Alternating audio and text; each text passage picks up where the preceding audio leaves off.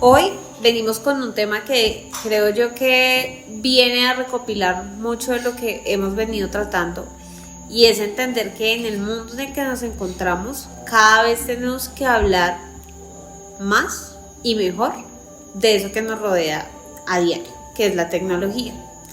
Y de alguna manera cómo esa relación que tenemos con ella tiene o no una afectación directa a nuestra salud mental, que es justamente lo que traemos sobre la mesa. La idea de hoy en particular es poder hablar justamente de cómo nos estamos relacionando con ella, de qué es lo que estamos haciendo bien, de qué es tal vez lo que no estamos haciendo tan bien, de cuáles son esos factores que tal vez reconocemos que pueden ser de riesgo y cuáles sin lugar a dudas son esos puntos claves que podríamos prestar atención a la hora de identificarlos en nosotros o en quienes nos rodean. Es así como haciendo una serie de investigaciones nos dimos cuenta que el departamento de estadísticos DANE muestra cómo en un alto porcentaje en la mayoría de poblaciones de nuestro territorio colombiano, más del 92% tiene un consumo de redes sociales en mayor o menor medida y son personas menores de 5 años. Estamos hablando de niños, de nuestra primera infancia. Y es importante tener en cuenta este dato porque justo hoy conversábamos hace un momento, en El Tiempo también salió una información en donde nos muestra que adolescentes entre 12 y 13 años significa un 91.3% que han estado activos en términos de videojuegos. Creo yo que esto nos da una señal lo suficientemente importante de entender que la tecnología es un nuevo lenguaje en donde todos, repito, en mayor o menor medida están teniendo contacto. Entonces, más allá de que nosotros como padres, como acompañantes, como educadores, si es que lo somos, tenemos interacción y una corresponsabilidad frente al dominio de este tipo de herramientas o de tecnologías. Es así como es importante entonces empezar a entender cómo ese impacto puede llegar a ser positivo en términos de conectividad, porque es claro que el acceso a la información no es el mismo que era antes, ¿verdad? Muchos de nosotros, o bueno, tal vez de quienes somos más de vieja guardia, tendríamos que ir a las bibliotecas para consultar cualquier información. La información ahora está a la orden de un aparato de estos, de uno de estos, y ese es justamente el asunto, que en términos de inmediatez, hay mucha información, pero también hay un ejercicio en donde no se hace tan riguroso el cómo nosotros nos hacemos responsables con esa información que investigamos. Es importante entonces entender que esto tiene una conexión directa con nuestra salud mental, porque si bien somos sujetos que interactúan de manera constante, también somos sujetos que se aíslan demasiado. Porque díganme, ¿cuántos de los que tenemos un aparatico de estos hemos estado por minutos o incluso horas haciendo este ejercicio, ¿no? Y revisando información tras información, o estando en un videojuego particular en donde decimos vamos a hacer 5 minuticos nada más, y los 5 minuticos se convierten en mucho tiempo, y a veces estamos en edades donde mucho tiempo es importante, ¿verdad? Sí, totalmente. Aunque les está corriendo el tiempo. Es para decirles que sin lugar a duda la tecnología, aquí no venimos a decir que sea buena o mala, de eso no se trata este espacio. Se trata de que reconozcamos que en definitiva hay una serie de condiciones que posibilitan muchos escenarios que nos pueden dar cosas favorables, como de hecho aquí psicólogos en formación, psicóloga ya de profesión, les pueden decir que llegar a una teleconsulta pasada la pandemia era un ejercicio tal vez que no se pensaba, y en este momento se trae a llegar a ser un escenario posible justamente porque la tecnología sí lo facilitó. Pero eso no quiere decir entonces que no se reconozca que el uso excesivo de la tecnología puede acarrear una serie de condiciones, y es por eso importante pensar que tenemos retos y que tenemos riesgos psicológicos frente al tema de esa tecnología. ¿O qué piensas tú, Dani? Claro, si bien existen unos impactos positivos de la tecnología en nuestras vidas, también existen unos retos, unos riesgos que en sí son por la exposición, por ejemplo, de constante a la información, como tú ya habías dicho inicialmente. Y es que las redes sociales puede generar ansiedad, estrés y sensación pues de sobrecarga. Esto lo vimos, por ejemplo, para las épocas de la pandemia, cuando aparecían demasiadas noticias de un sinnúmero de cosas que estaban sucediendo, y muchas personas optaron por desconectarse totalmente para no sentirse alteradas por toda la situación. También está el uso excesivo de los dispositivos y las redes sociales, lo que puede generar comportamientos que son adictivos. Entonces, estar constantemente scrolleando, por ejemplo, en TikTok, que ya los videos largos, ya de más de 30, 40 segundos, ya no los vemos. Generalmente le damos la mitad y seguimos, y constantemente se volvió adictivo estar siguiente video, y eso es constante. Ahora la exposición tan repetitiva a perfiles que son demasiado idealizados, por ejemplo, entramos a Instagram y vemos vidas de pronto tan irreales, tan perfectas, como por ejemplo cuando se volvió de moda ir de brunch, ¿no? Ir a comer como comía la reina Isabel, y uno miraba eso tan bonito, se sentaban en las mesas y todo eso súper lindo, y la foto súper linda, pero ¿y qué pasa después? Porque eso costaba bastante y todo el mundo quería una foto ahí, quería comer ahí, pero probablemente ¿quién fue? Alguien que lo dijo, sí, en algún momento. Digo, lo que pasó después fue que me tocó comer tostada con mantequilla porque no tenía para el resto de semana. Eso se me fue toda la plata, y eso es algo que no se cuenta. Nadie se toma la foto diciendo, bueno, después del brunch de la reina Isabel me tocó comer una tostada con mantequilla el resto de semana porque no me alcanzó la plata. Solamente mostramos lo bello, esto que muestra algo ideal, y a veces en las personas puede causar un impacto negativo porque dicen, yo ¿por qué no tengo esta vida, no? ¿Por qué mi vida no lo sé así? Y el esto sentimiento de la frustración. Claro, dice, ¿será que yo soy? Como tú dices, un sentimiento de frustración. Dice, yo ¿por qué no? ¿Y será que estoy haciendo algo mal? Y no necesariamente, sencillamente es una vida real. Ahora, en cuanto a las alteraciones del sueño y la concentración, pues tenemos que no nos desconectamos de las pantallas ni siquiera a la hora de dormir. A veces estamos constantemente recibiendo información hasta que a veces se nos cae el teléfono en la cara. ¿Alguno le ha pasado acá? Sí. Que está como que, ay, pero no me puedo dormir todavía, y ¡pum! Cuando de repente lo despertó porque le cayó el teléfono en la cara. Esto sucede bastante, debo admitir. Bueno, a estas alturas de la conversación yo quería intervenir de más allá de la pantalla, aliada o una amenaza. Aquí quedaría yo como el defensor.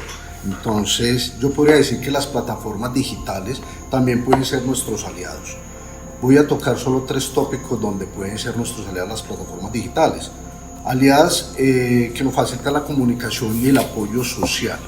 Esto lo vemos mucho, profe, en la época de la pandemia, donde muchas personas se vieron aisladas y por medio de las redes sociales nos comunicábamos con nuestros familiares. Nos integramos. Exacto, nos integramos, y era como ese pedacito de alimentarnos emocionalmente. Claro que sí. Entonces, por este ladito yo creo que también es muy positivo.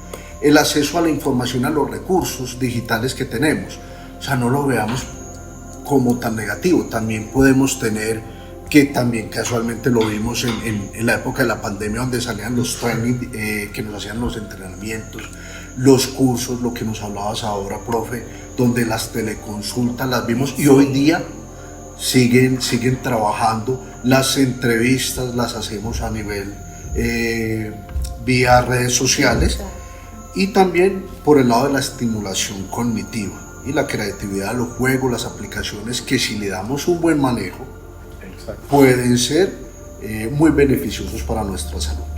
De acuerdo, Sí. totalmente. Y por otro lado, Edwin, necesito que me des una entrada así con esa ceja que hace. Levanta la ceja a la cámara. En un plano de cierre. Eso, porque también existe otra cara de la moneda, y es que hay una amenaza pues a la salud mental y al desarrollo psicológico. Ya como habíamos hablado de algunos retos y riesgos psicológicos, me gustaría agregar una cosita más, y es que también se está facilitando la comunicación virtual, por supuesto, pero esto puede disminuir la interacción que tenemos de manera presencial, aquí de tú a tú, cómo nos comunicamos, cómo generamos interacciones y generamos empatía y relaciones que son de pronto muy cercanas a nosotros mismos, ¿no? Sí. Relaciones significativas. Sí, siempre buscamos como un sentido. Sí. Pues yo quisiera decirles a ustedes que también hay unos desafíos psicológicos y un lado oscuro de la conexión. Y ustedes saben muy bien que la conexión, y cuando estamos tan conectados en la conexión del internet y todas estas cosas, también nos desconectamos, estamos generando una desconexión, ¿no? Y también la adicción a la tecnología. Ustedes ven que mucha gente tiene cámaras conectados al celular y nunca van a soltar el aparato. Entonces hay un comportamiento como impulsivo, al uso excesivo, y las consecuencias negativas pues son muy significativas en nuestros sistemas. Y entonces vemos que el sistema de recompensa cerebral, cuando una persona realiza una actividad que considera gratificante o placentera, estas áreas se activan en nuestro cerebro, ¿cierto, profe? Y entonces empiezan a liberar neurotransmisores como la dopamina, que es de lo que más se habla, que es lo que genera la tecnología, esta dopamina en nuestros cerebros, y sobre todo en los cerebros de los más pequeños, ¿no? Entonces, el placer, la satisfacción y las motivaciones para repetir la misma conducta, entonces lo que genera como estas conductas que son como tan adictivas, y lamentablemente pues esto entra mucho en los más pequeños. Y digamos, este sistema de recompensa, que son recompensas como tan inmediatas, y lo vemos hasta desde los niños más pequeños, que ustedes ven que un niño de 1 año, desde los 6 meses, lanzan un juguete al piso y el papá o el que lo acompaña se lo recoge y se lo entrega. Es un sistema de recompensa inmediata que están teniendo, y ellos tienen dopamina en su cerebro y ellos ríen. Y si lo vemos, es una de las cosas que estamos viendo, y estas tecnologías están como entrando en la parte como tan primitiva de nuestro propio cerebro, de los cerebros de los mismos niños, que están creciendo con estas recompensas como tan sencillas o tan inmediatas, ¿no? Entonces, dentro de todos los síntomas de la ansiedad, la irritabilidad, qué pena, que el aislamiento y la ansiedad y la depresión, porque hablaba ahorita Dani, cuando no se consiguen estas recompensas o esto, pues entramos en otro sistema y entramos al lado oscuro de lo que nos genera toda la conexión, ¿no? Entonces también tenemos una presión, como hablaba Dani hace un momento, de la perfección digital. Tenemos unos estereotipos y unos estándares montados en las redes sociales, en el mismo internet, unas tendencias, las modas, todo este tipo de cosas. Yo creo que hacen que todos nos afecten, ¿no? Y afecta a esta sociedad porque, como dice la profe, la tecnología llegó y no se va a ir. No se va a ir. Y nosotros la tenemos que manejar. El deterioro del sueño también es muy importante acá, y en sí la luz azul que generan estos aparatos o que generan las pantallas tienen una producción de melatonina, que es una hormona responsable del ciclo del sueño, y esta se ve afectada y crea una vigilia pues, y una dificultad de desconectar la mente para nosotros llegar al momento de descansar, ¿no? Y yo creo que es una de las cosas que nos afecta más este ciclo del sueño, que ya lo hemos venido viendo. Totalmente, es que de hecho creo que en ese punto, de hecho nosotros somos plenamente conscientes de eso. La noche está hecha, en teoría, y con todo el respeto de los guardas de seguridad que sabemos que la dan toda en su servicio en las noches, y también muchas profesiones más, pero está hecha para descansar. Y esa relación finalmente de luz para ser productivo y oscuridad para retomar otro tipo de conexiones y demás, es justamente un ejercicio que no solamente es netamente biológico, sino que también además es productivo. Es decir, ahora si ustedes se ponen a divisar en términos de información, llámese hábitos, llámese niveles de productividad, alta eficiencia o el eslogan o etiqueta que le queramos poner, existe algo que es bien importante, y es que evidentemente estamos en un mundo hiperproductivo en donde todo tenemos que hacer, en donde todo tiene que ser rápido, y si bien es muy importante, casi que a la par están haciendo también todo un movimiento que es de venga, aguarde y tenga calma. Bájele, diría mi mamá de manera muy coloquial, 2 rayitas. Y es, necesitamos, si bien ser muy productivos, claro que sí, es muy importante, también es muy relevante tener en cuenta lo que mencionas, y es en esa rutina de higiene de sueño, yo que también lo estoy haciendo, yo realmente me estoy desconectando a horas de este aparato, yo realmente estoy generando un tipo de conducta y comportamiento que sea regular, que vaya coherente con todo lo demás que yo estoy estableciendo, o no. Simplemente yo le digo a quienes tienen hijos, bueno, y entonces tenemos que dormirnos juiciosos y entonces la cena temprano y se van a la cama y y dejo a los chicos en la cama, pero yo con esto hasta las 15, más o menos, ¿verdad? O con el televisor, porque es que me acostumbré al ruido, y yo sin la luz no, hasta que me venza el sueño. Y creo yo que todos esos son hábitos que hemos tendido a normalizar a través del tiempo.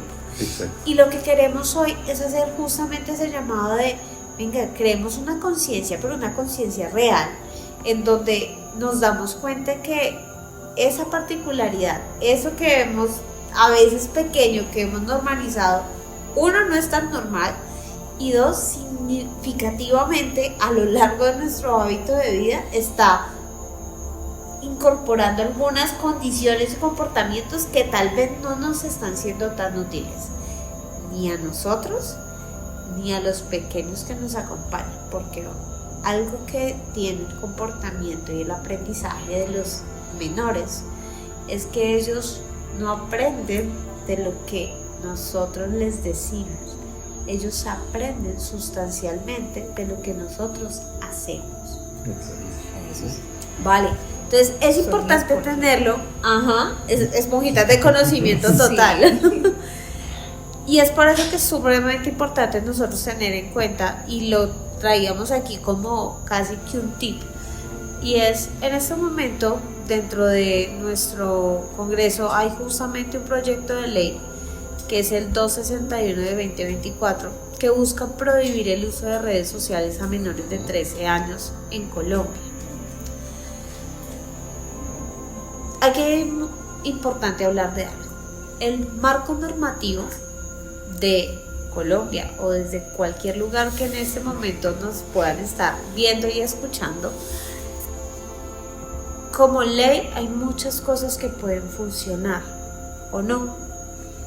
Lo que realmente nosotros hoy queremos dejar sobre la mesa es que, en definitiva, detrás de cada niño debe existir un adulto responsable con la capacidad de autonomía de decidir de forma correcta por ese menor.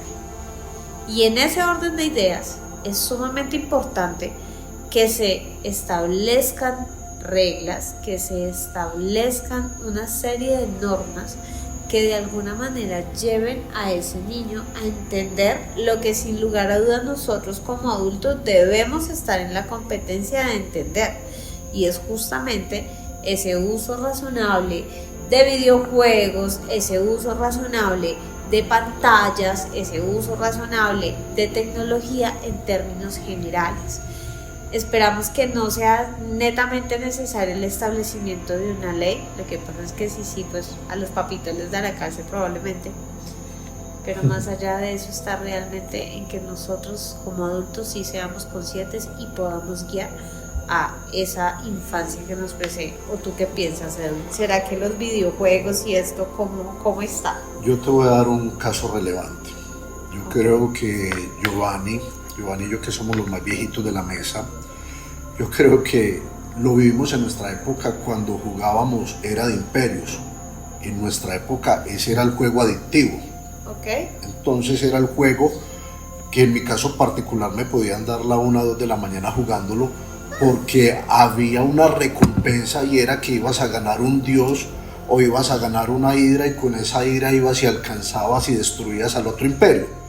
Entonces era lo que uno jugaba en esa época, y hoy día ya cuando estamos desde este lado del estudio de la psicología, podemos ver que era una manipulación psicológica combinada, ¿ves? Donde nos combinaban los premios y nos iban volviendo adictos a la pantalla, al juego. Entonces yo traía un ejemplo que me tocaba el profe Giovanni hoy día, que es muy actual, y es el juego Fortnite. Entonces me di a la tarea de leer, investigar un poquito, y resulta que este juego es del 2017, pero está en todas las plataformas. Está en todas las plataformas este juego, y vemos que es un juego que premia, es un juego que hacen concursos a nivel mundial, donde se retan de un país y estos jóvenes y esto lo otro, y dan unos incentivos, tienen patrocinadores, o sea, crean un mundo exacto, de un universo donde todo es tan maravilloso, pero detrás de eso hay una manipulación. Claro que sí, Hay sobre una todo manipulación. la parte económica. Exacto. Porque estas plataformas no funcionan gratuitamente, y todo esto se convirtió en un juego, en un negocio que se trabaja con la adicción al videojuego, con la adicción que tienen los niños, los chicos que están en esto, porque el que no está en Fortnite no está en nada. Exacto, entonces, pero mira lo que tocas. O sea, nosotros, compañeritos. exacto, nosotros de pronto ya como padres, de pronto podemos manejar la situación, sí, claro. pero nuestros niños son los que son vulnerables. Claro que sí, y la cosa es que le damos la entrada, desde que una pantalla en la casa, le damos la entrada a todo este universo que es el que nos está afectando. Ajá. Así como son las redes sociales, porque ya vemos que ya pasan de los videojuegos y ya las niñas empiezan a entrar en el asunto de las redes sociales y las tendencias. Que como te decía antes de empezar, se pueden convertir en un determinante de estilo de vida o de autoestima también. Exacto. Mira lo que hablabas ahora, profe. Después de 2 horas de que una persona, un niño, esté en estas pantallas jugando estos juegos, ya en su cerebro empieza a actuar la dopamina. ¿Sí me entendés? Ya empieza a actuar. Entonces, profe, si el niño está jugando, lleva 2 horitas, la dopamina se le activó en su cerebro, y tú le dices no juegues más, la reacción del niño ya va a ser agresiva. Ya el niño se va a poner depresivo. Ya el niño se va a ensimismar, se va a aislar, exacto, o se va a frustrar, porque simplemente pusimos un pare a este juego, ¿ves?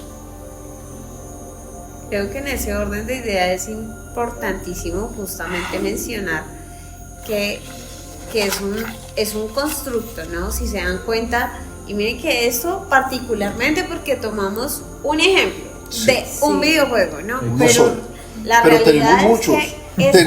Tenemos Minecraft, tenemos parches,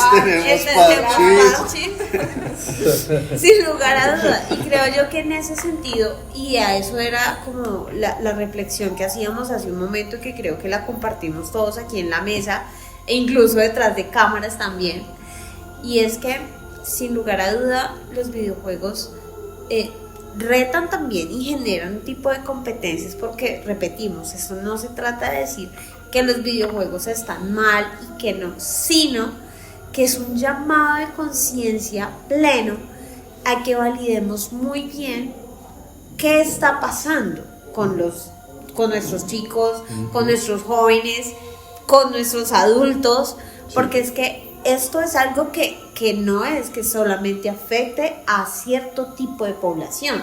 Esto en realidad es un lenguaje universal que está llegando a todos en mayor o menor proporción, porque veíamos ahorita en las estadísticas, todos tienen una red social, o bueno, la mayoría tienen una red social, la mayoría tienen algún tipo de reconocimiento o acercamiento con el tema de la tecnología, y es por eso importante entonces entender cómo esa relación lleva a veces, cuando no es tan positiva, ¿no? Nos veían el lado oscuro que nos lo mostraba Joan en ese momento, y es, venga, cuando las horas continuas de juego me están llevando realmente a que yo antes interactuaba con mi familia y podía plenamente estar tranquilo en una conversación de media hora, una hora, ahora resulta que como que me coge el desespero y como que el piecito me empieza a hacer y como que hay algo que no está,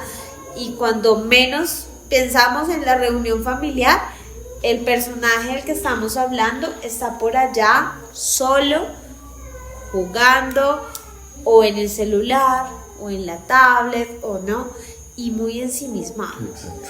Entonces creo yo que este tema del aislamiento social es un punto de alerta clave. ¿O qué piensas tú, Dani?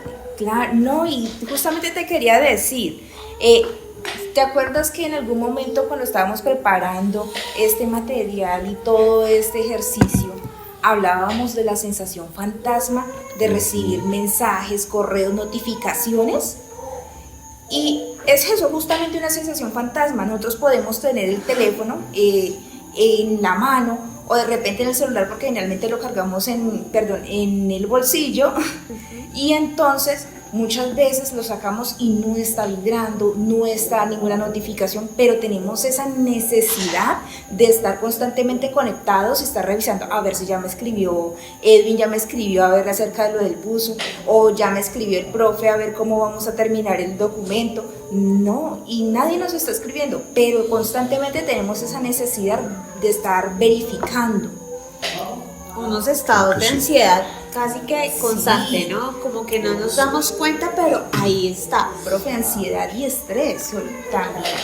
Sin lugar a duda. Y creo yo que esa premura del tiempo, de lo que comenzábamos ahora, de ser hiperproductivos, de tratar de tener como todo esto, a veces nos lleva también a caer en errores, y sobre todo las redes sociales están más propensas a eso, lo mencionamos ahora, sí, muy bien. A la comparación. Y es exactamente, ¿no?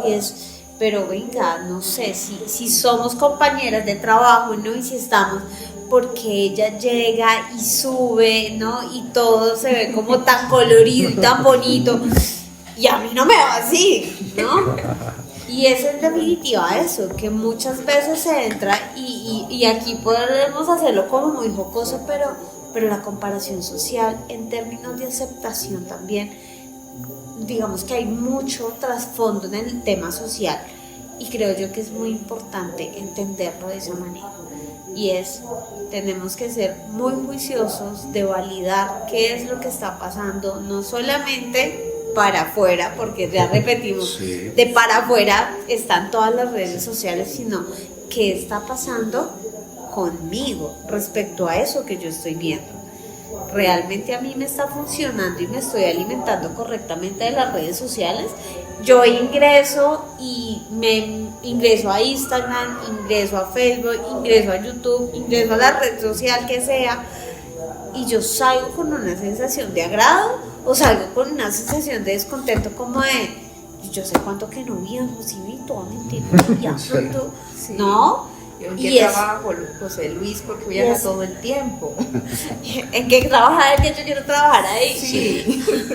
Y creo yo que es eso, que es una invitación de verdad muy especial a que nosotros nos permitamos reconectar para entender esas dinámicas, para que veamos un poco más allá de lo que nos provee en primera instancia. Justamente cuando estábamos conversando, ¿no? Y alistando el material, hablamos de la relevancia de eso, de no ver esa realidad particularizada porque finalmente es de esa persona, sino tratar de entender todo el constructo, que evidentemente entenderlo todo pues nos llevaría un montón de tiempo y aquí podríamos hablar horas, pero se trata un poco de poder evaluar la situación y sin lugar a duda de generar estrategias que mitiguen un poco, ¿no? ¿O qué piensan ustedes, chicos? Claro que sí. A ver, cuéntanos. Bueno, yo te diría que aunque la tecnología puede tener efectos negativos, en nuestra salud mental también existen estrategias que nosotros podemos adoptar en beneficio de esta. Entonces, establezcamos límites ya que son importantes. Demos el tiempo de uso. Digamos, voy a usar esto tanto tiempo no lo voy a usar, me voy a desconectar a la hora de la cena de este aparatico, a la hora de dormir, lo hablábamos ahora, la noche se hizo para descansar, entonces desconectémonos de esto 1 o 2 horas antes, creo que es lo más recomendable, lo más saludable, 2 horas antes de acostarte a descansar, despegarte de estos medios. Y no es que te levantaste por la mañana y lo primero que hiciste fue mirar este aparato, no, desconéctate totalmente de este aparato, darte tus tiempos. Establecer límites de tiempo, bueno, la práctica de la desconexión, profe. Pues yo digo que esto de dedicar un tiempo a desconectarse es muy importante, porque a veces no nos damos ese tiempo para desconectarnos.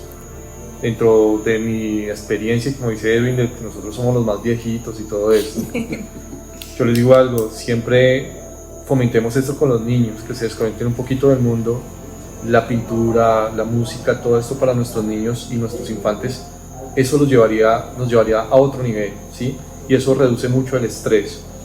Entonces las actividades y el ejercicio, la música, todo este tipo de cosas, en todos, siempre debe ser parte de nuestra vida, para tratar como desconectarnos un tanto de estas tecnologías y buscar lo que somos como personas, y pues nosotros como personas somos individuales, ¿no? Y tenemos unas características y pues tenemos que buscarlas y fomentarlas.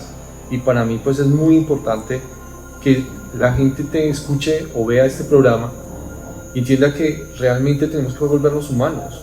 A veces las máquinas y la tecnología nos vuelven un tanto máquina y estamos dependiendo mucho por el trabajo, por nuestros estudios, por todas estas cosas, pero yo creo que también hace parte de volver otra vez a esa humanización, a hablar, a decirle a nuestros niños, hay que interactuar un rato, hay que hablar un rato, siéntense a escuchar al abuelito con una historia así sea de terror para cuando se va la luz. Como enfrentó al diablo con un machete. Eso ya está más Exacto, pero si ustedes ven, nosotros tal vez crecimos los más viejitos con estos relatos de los abuelos, que cuando no había luz y todo esto, escuchar el radio al menos. De verdad, a veces hay cosas interesantes y cosas muy bonitas. Y yo creo pues que hasta aquí llega la intervención mía. Profe, regálenos sus conclusiones, usted que... Yo creo que le dieron la apertura perfecta, y creo yo que ustedes hablaron hace un momento de algo que es vital, y es entender que esa educación digital es una necesidad. Sí.